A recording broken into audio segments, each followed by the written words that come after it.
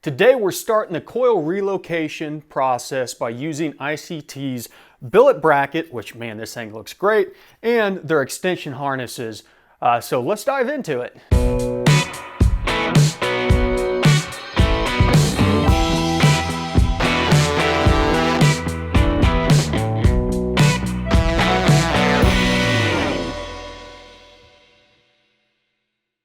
Hey everybody, welcome back to the garage, and as always I got to start off by thanking our sponsor ICT Billet. Couldn't be doing this without them, and our other sponsors, Nitrous Express, Snow Performance, ADM Performance.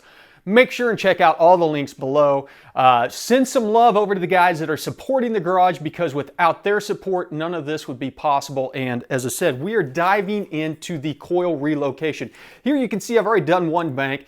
This is about as simple as it gets, nice, clean.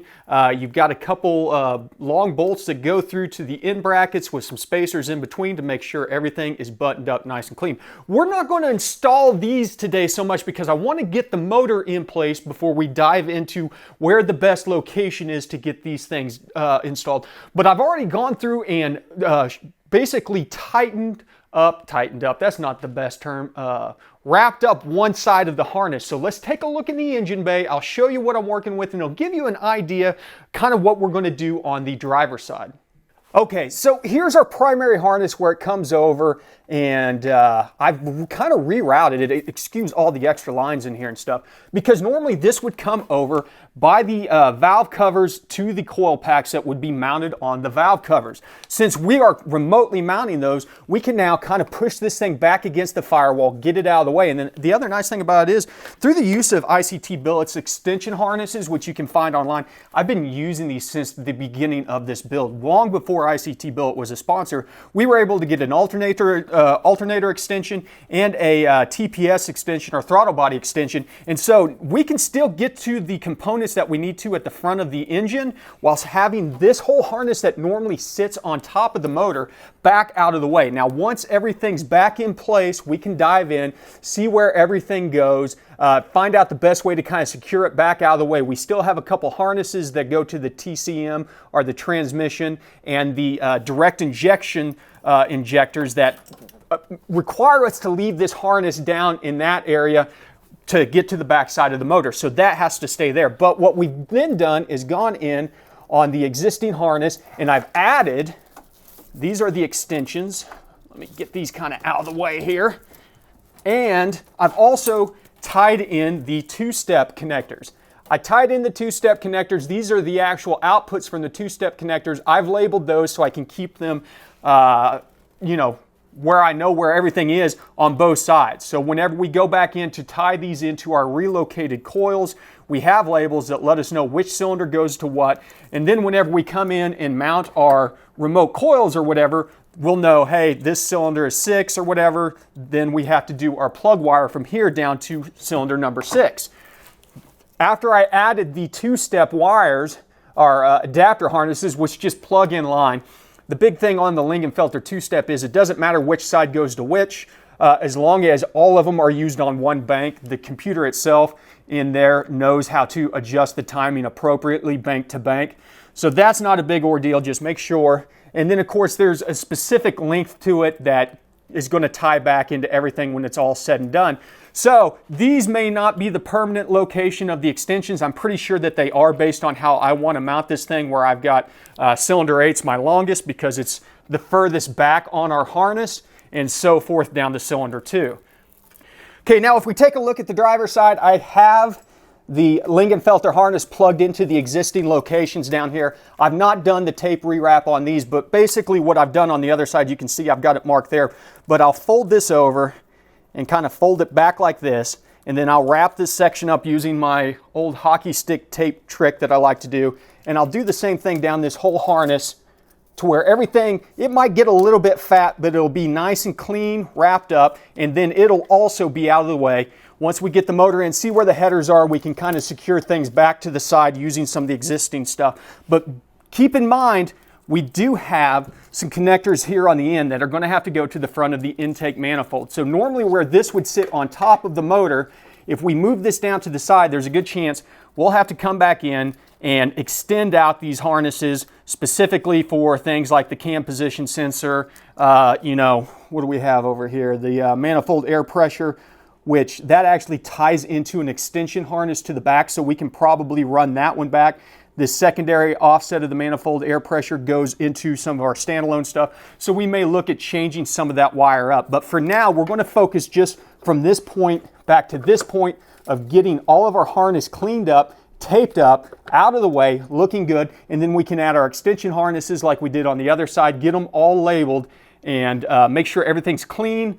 And then what we'll do is eventually probably come in here, fabricate an extra bracket or something to keep everything up out of the way, but down low, away from the headers, so we don't have any heat issues.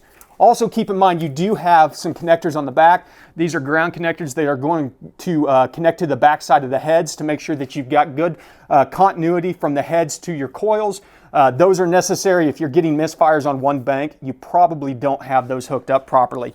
But we'll see what we can do for getting some of this cleaned up out of the way, as I said. And ideally, whenever it's all said and done, you really won't see this stuff because it'll kind of be tucked down, hidden alongside of the engine, and not just draped across the top of the engine like the old style. Okay, so we've got our harness cleaned up. We've got the two-step, there's a couple spots I need to hit with a little more tape, but we've got the two-step wiring from the Lingenfelter box tied into the harness. And you could tie it in on the top side where you're doing your coil relocate to, but honestly, it's cleaner down here.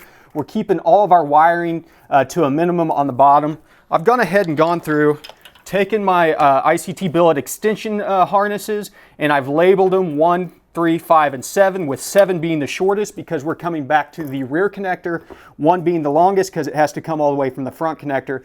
And whenever we get our final location done, we'll kind of zip tie some of this stuff up, keep these things cleaned up out of the way.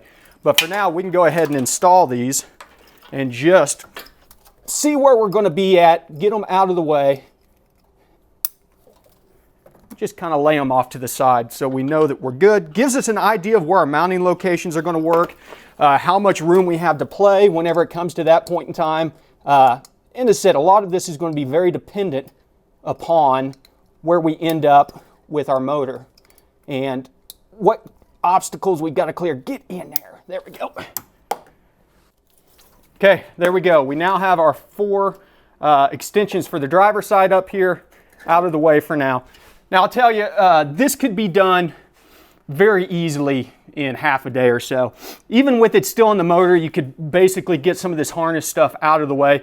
The one thing that I did have to do on the passenger side was remove the oil dipstick from the transmission to run the harness behind it for the final product kind of look that I'm going for. But even with the Lingenfelter two-step box in there taking up quite a bit of room and creating a bigger harness than we'd really like, it still, once it's wrapped up, looks nice and clean.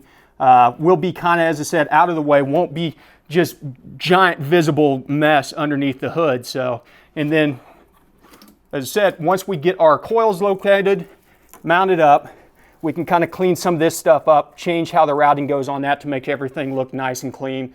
And then we'll have a nice clean engine bay with those sweet valve covers on prominent display without those ugly coils. Have a nice set of custom linked wires because the set, you can buy the spark plug wires that are to length, but they're not cut to length quite yet. They're different lengths to give you the ability to run, and then you can put your own boots on. So they come with straights, 45s, and 90s. I mean, it's just a fully customizable kit and definitely worth checking out. So that's kind of the first step overview of our ICT Billet coil relocation setup. We're going to have another video later on down the road where we go in, mount these things up, do the spark plug wires, get everything hooked up, back to rocking and rolling. But I wanted to give you an idea of what I was doing as far as going in, doing the harnesses, getting everything prepared for whenever the motor goes back in. Once again, make sure and check out ICT Billet's website for all of these great parts. Check them out for harness extensions. As I said, I've already had probably 3 or 4 of their harness extensions on the truck previously. I've added a couple more since then. I mean, it's just about anything that you can think of they're going to have over there, and if they don't, give them a shout. They can probably supply the parts to build the harness, because I might have to do that myself here soon on a couple of these random harnesses that aren't going to be quite long enough. But big shout out to them as always for sponsoring us. Let me know what you think about it. Where do you think I should mount these coils at? I'm kind of scratching my head of where's the best location. Maybe I need to go out there and Google some pictures or something like that. But if you've got a good idea, post it down in the comments. I'd love to hear your feedback on it. And I'm super excited to be able to show off this awesome looking L83 motor that's going to be kind of one of a kind whenever it's all said and done. And said couldn't do it without ICT Billet. You guys already know this. Some of the best parts on the market out there. So hit up the links down below. If you haven't subscribed yet, go ahead and do that. We're going to be buttoning this thing up in the next week or so, hopefully. And then after that, we're going to get into some heavy duty tuning videos. So you don't want to miss out on that. But I've got plenty of work to do, so I'm going to get back at it. You know the drill. Thanks for stopping by the garage. ABT, always be tuning.